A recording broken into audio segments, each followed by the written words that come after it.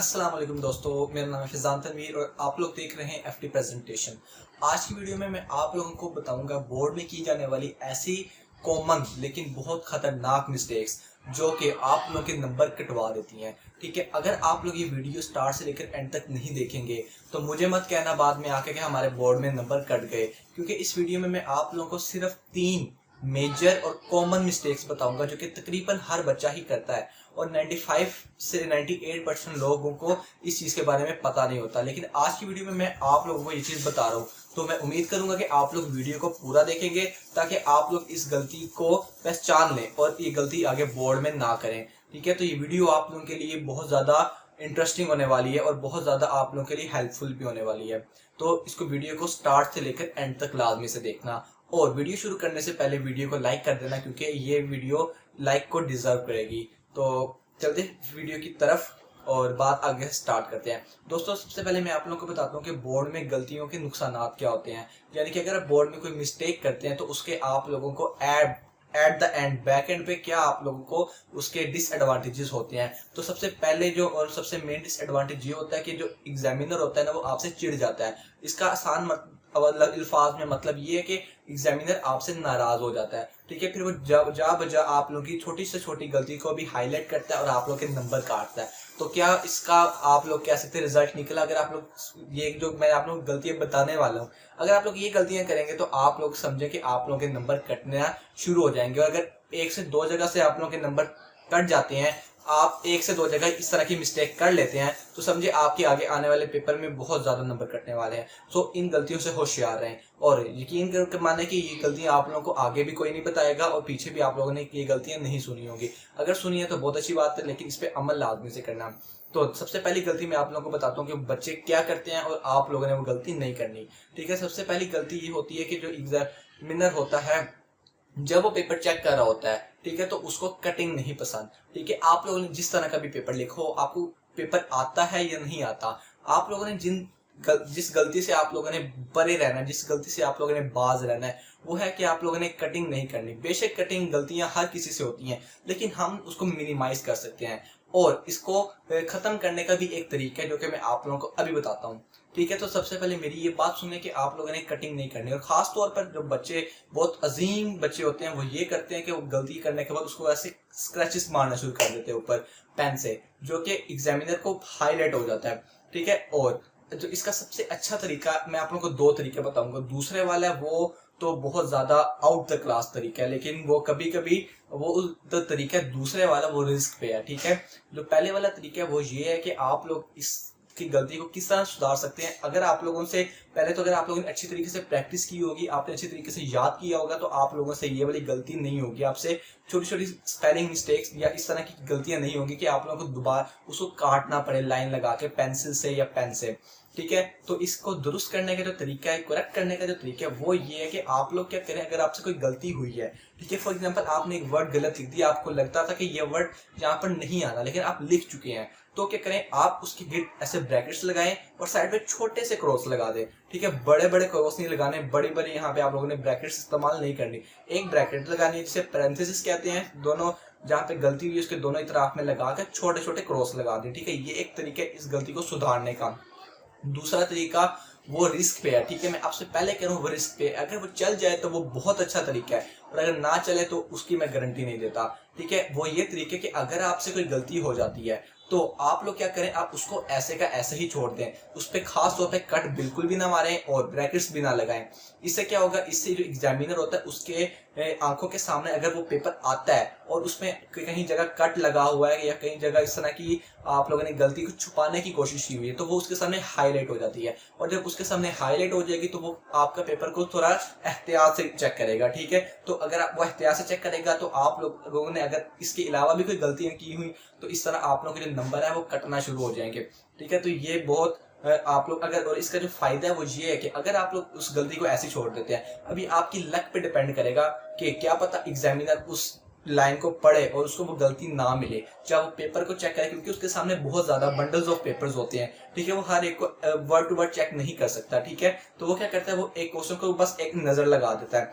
ठीक है, नजर लगाने से मुराद है कि वो एक बार नजर फेर लेता है उस पर, ठीक है। उसको अगर कोई गलती नजर नहीं आती या उसको किसी किस्म की कोई हाईलाइट पॉइंट्स नजर नहीं आते जो कि आप लोग स्क्रैचिंग से करते हैं, ठीक है, तो वो उसको पूरे नंबर देके आगे फर्दर मूव हो जाता है। लेकिन अगर आप लोग उसको हाईलाइट कर देंगे तो इससे आप लोगों के जो इम्प्रेशन है वो एग्जामिनर पे, चेकर पे बहुत बुरा पड़ने वाला है और वो आपकी गलतियां निकालने के लिए ही वहां पे भी बैठ जाएगा, ठीक है। तो आप लोगों ने एग्जामिनर को मौका नहीं देना, ठीक है, कि वो आपकी गलती को चेक करे। आप लोग क्या करें, आप गलती को छोड़ दें, ठीक है। वो फिर आपकी लक पे होगा कि आप लोग की गलती पकड़ी जाती है। अगर पकड़ी जाएगी तो वो फिर आप लोग अल्लाह के हवाले कर सकते हैं, लेकिन अगर नहीं पकड़ी जाती तो वो आप लोगों के लिए बेस्ट होगा। अब दूसरी गलती जो सबसे ज्यादा कॉमन और मेजर है वो ये है कि बच्चे स्पेलिंग मिस्टेक्स बहुत करते हैं। जिस तरह इंग्लिश के सब्जेक्ट में मोस्ट इंपॉर्टेंट और उर्दू के सब्जेक्ट में लिखने का, वो ये है कि अगर आप लोगों को सबसे पहले तो ये बात होनी चाहिए कि आप लोगों को स्पेलिंग मिस्टेक आप लोगों ने बिल्कुल नहीं करनी। अब बहुत से बच्चे ये आर्ग्यूमेंट करते हैं कि जो साइंस सब्जेक्ट्स होते हैं उसमें स्पेलिंग मिस्टेक काउंट नहीं होती, तो जी भाई उस पर स्पेलिंग मिस्टेक्स काउंट नहीं होती हैं। लेकिन अगर आप लोग इसी तरह इन साइंस सब्जेक्ट्स की तैयारी के दौरान, इसके टेस्ट के दौरान, एग्जाम्स के दौरान अगर आप ये गलतियां करते रहेंगे तो ये गलतियां पक्की हो जाएंगी, ठीक है। फिर आप उसके स्पेलिंग अच्छी तरीके से याद नहीं कर पाएंगे। और जैसा कि आप लोग जानते हैं या नहीं जानते तो मैं आप लोगों को बता देता हूं कि जो बोर्ड का एग्जाम्स होता है इंग्लिश का, उसमें जो स्पेलिंग मिस्टेक्स होती हैं वो काउंट होती हैं और उसके नंबर होते हैं, उनके नंबर काटे जाते हैं क्योंकि वो एक लिटरेचर सब्जेक्ट है, ठीक है। तो अगर आप लोग ये काम करेंगे कि आप लोग स्पेलिंग मिस्टेक्स नहीं करेंगे, बेशक वो साइंस सब्जेक्ट्स हों या बेशक वो कंपल्सरी सब्जेक्ट्स हों, तो आप लोगों के लिए बहुत अच्छे होने वाला है। क्योंकि अगर एग्जामिनर ने खास तौर पर इंग्लिश के पेपर में अगर आपकी उन्होंने गलती निकाल ली, ठीक है, तो आप लोगों का बहुत बुरा इंप्रेशन पड़ने वाला है एग्जामिनर पे और वो फिर आपकी गलतियां निकालता ही रहेगा। फिर उसको एक मौका मिल जाएगा, एक क्लू मिल जाएगा कि वो आपकी हर क्वेश्चन में से एक एक या दो या 1.5 मार्क्स इस तरह काटता है, वो डिडक्शन करता रहेगा। तो आप लोगों ने उसको मौका नहीं देना। जो लोग खासतौर पर इस वीडियो को देख रहे हैं उन्होंने तो बिल्कुल मौका नहीं देना, क्योंकि उनको मैंने बता दिया है, ठीक है। तो इस बात पे वीडियो को अभी जाकर लाइक पहले कर दो और बाकी स्टेप्स अभी आने वाले हैं, ठीक है। तो जाके वीडियो को सबसे पहले लाइक कर दो, क्योंकि आप लोग लाइक नहीं करते और लाइक से ही इस वीडियो का मकसद पूरा होता है। क्योंकि मैं आप लोगों के लिए कितनी मेहनत से ये सारी चीजें बनाता हूँ, इस सारी चीजों को अरेंज करके आप लोगों को देता हूँ ताकि आप लोग ये गलतियां ना कर सकें और आप लोग बोर्ड में अच्छे नंबर ले सकें, ठीक है।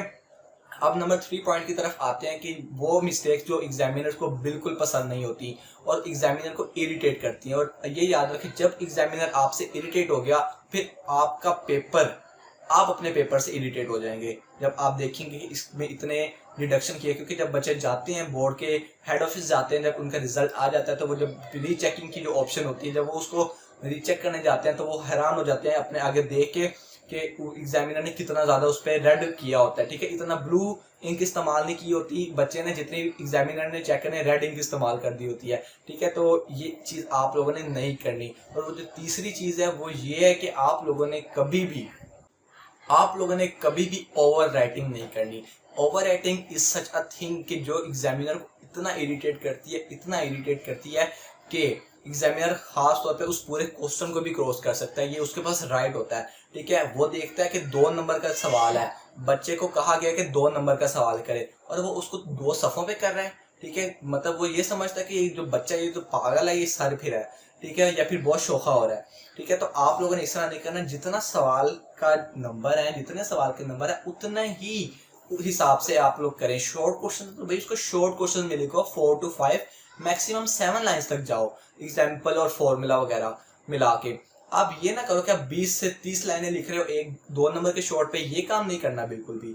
और इसी तरह लॉन्ग क्वेश्चन है, अगर लॉन्ग क्वेश्चन में भी अगर 8 नंबर का आप लोगों को फिजिक्स में या कंप्यूटर में या बायो में सवाल आया, आप उसको 8 पेजेस का करके आ रहे हो, भाई जितना मांगा गया उतना ही आंसर दो। अपने से ज्यादा ओवर एफिशिएंसी दिखाओगे तो आप लोग ही खतरे में पड़ोगे, ठीक है। आपके मार्क्स ही डेंजर में आएंगे, ठीक है। तो आप लोग ओवर राइटिंग मत करो, जितना आप लोगों से कहा गया है आप उतना ही लिखो, ठीक है। और मैं आप लोगों को लिटरली बता रहा हूँ कि ये मैंने 3 पॉइंट सजेस्ट किए थे, लेकिन अभी वीडियो बनाते हुए मेरे जेहन में चौथा पॉइंट आ गया है, ठीक है, जो कि मैंने पहले इंक्लूड नहीं किया था। तो ये समझ लें ये आप लोगों के लिए बोनस पॉइंट है। अब इस पॉइंट के लिए आप लोग जाकर इस चैनल को सब्सक्राइब लाजमी से कर देना। नीचे लाल कलर का सब्सक्राइब बटन होगा, उसको क्लिक करना, साथ उसके बेल आइकन को दबा देना, ताकि इस तरह की वीडियो जो आप लोगों के लिए हेल्पफुल होंगी आप लोगों को उसकी नोटिफिकेशन भी आ जाए और आप उनको भी फॉलो करके अपने बोर्ड के पेपर में अच्छे नंबर ले सकें, तो अब जो नंबर 4 जो बोनस ट्रिक आप कह सकते हैं वो ये है कि आप लोगों ने क्वेश्चंस के ऑर्डर को खराब नहीं करना।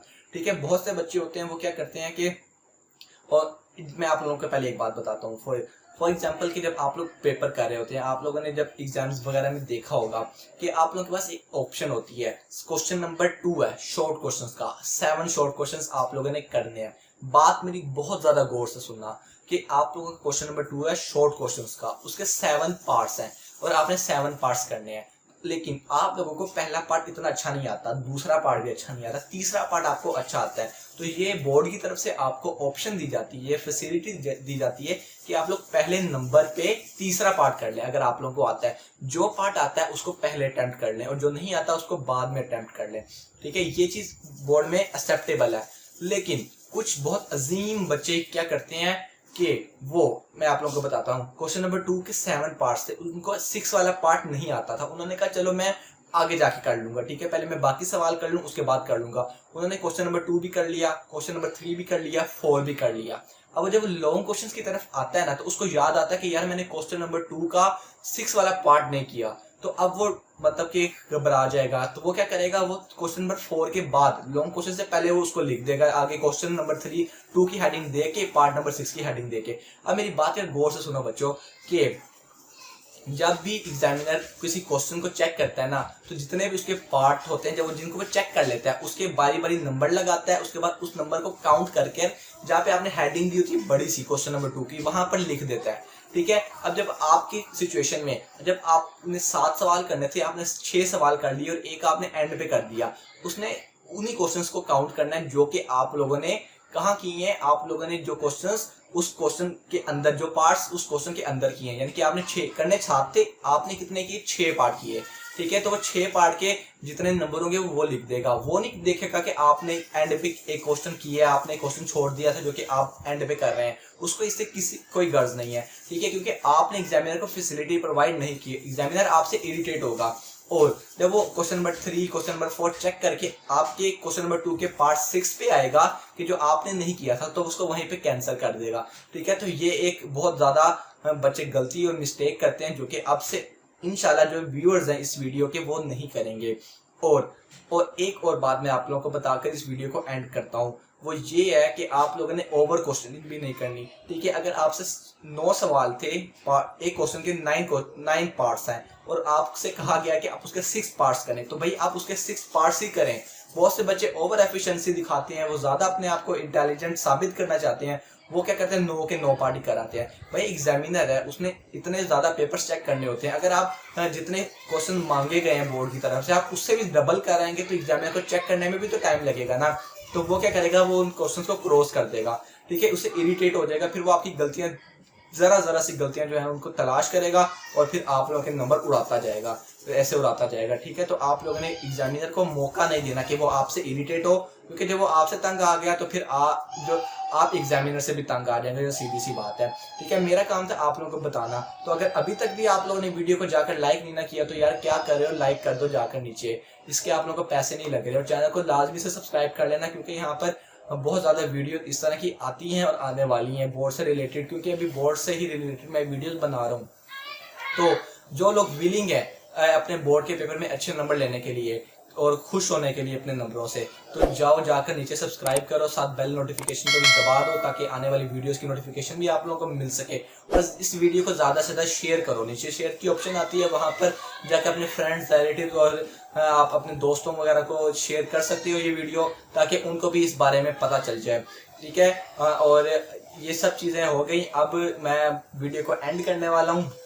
अगर किसी किस्म का कोई क्वेश्चन है तो अभी जाओ नीचे कमेंट सेक्शन में पूछ लो, नीचे इंस्टाग्राम का लिंक भी है डिस्क्रिप्शन में, वहाँ भी जाकर आप लोग मुझे फॉलो करके डीएम वगैरह कर सकते हैं और कमेंट्स करके लाजमी से मुझे वीडियो सजेशन भी दे सकते हैं। अगर जो चीज़ आप लोगों को समझ नहीं आ रही और आप लोग चाहते हैं कि मैं उस बारे में कुछ वीडियो बनाऊं, तो मैं इंशाल्लाह उस बारे में भी वीडियो लाजमी से बनाऊंगा। तो अभी जाओ नीचे आके कमेंट भी कर देना। ठीक है, अपना बहुत सा ख्याल रखो, मिलता हूँ मैं आपसे किसी अगली इंटरेस्टिंग वीडियो में। अल्लाह हाफिज़।